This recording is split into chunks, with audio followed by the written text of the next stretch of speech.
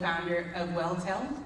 We have Julie Stover, Chief Strategy Officer at eVisit, and Jeff Patterson, founder and CEO of Gaggle.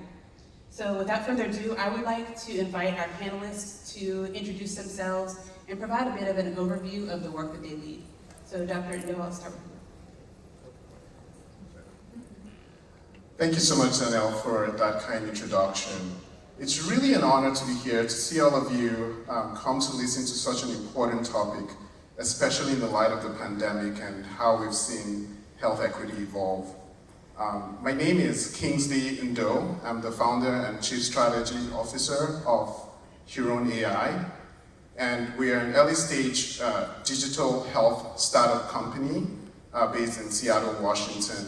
And we're on a very important mission. Before I tell you about that mission, I want to go back to Seattle, where I flew from. It was 5.5 hours, oh my gosh, I'm still trying to get myself attuned to DC. But I want to tell you about my very good friend, Bridget Hampstead, who is the founder of CRS Sisters. She's a grandmother, an African-American grandmother. She's a 3-time breast cancer survivor. Not one, not two, but 3 times. You heard that right.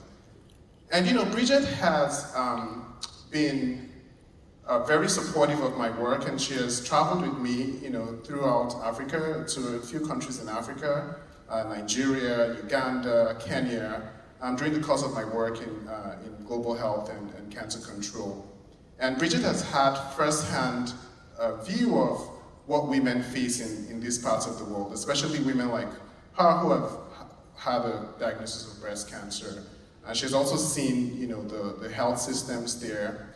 And one day, you know, Bridget called me and said, Kingsley, you know, what would my fate be if I was living in any of these countries, either in Nigeria or Cameroon?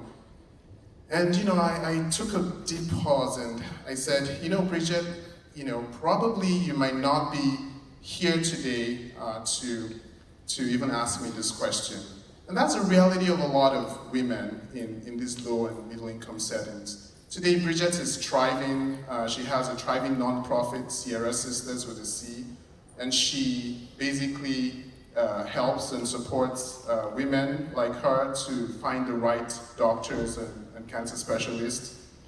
And this is why I want to show you what the problem is in sub-Saharan Africa.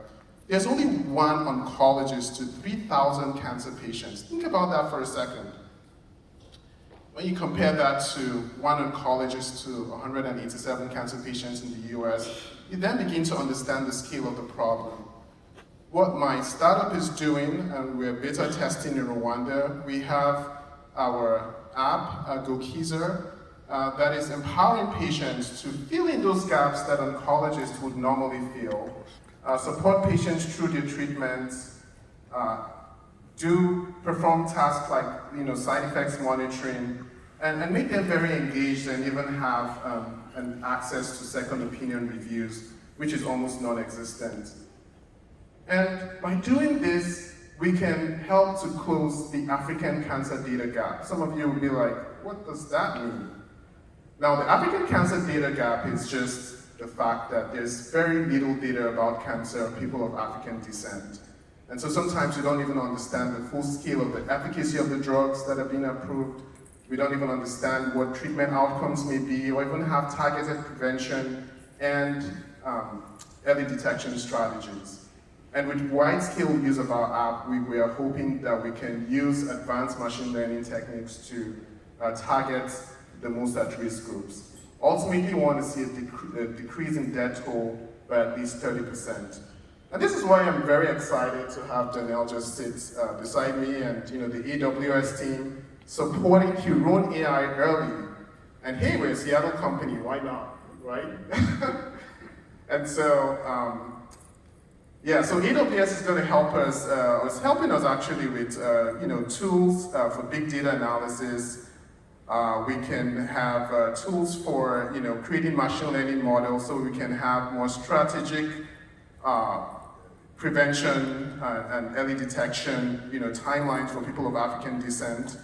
And we can help to have a platform to carry out clinical trials and new discovery of therapies I don't know if you guys know this, but in the past 15 years, less than 4% of the trial participants for the cancer drugs that were approved by the FDA were actually by patients of African descent.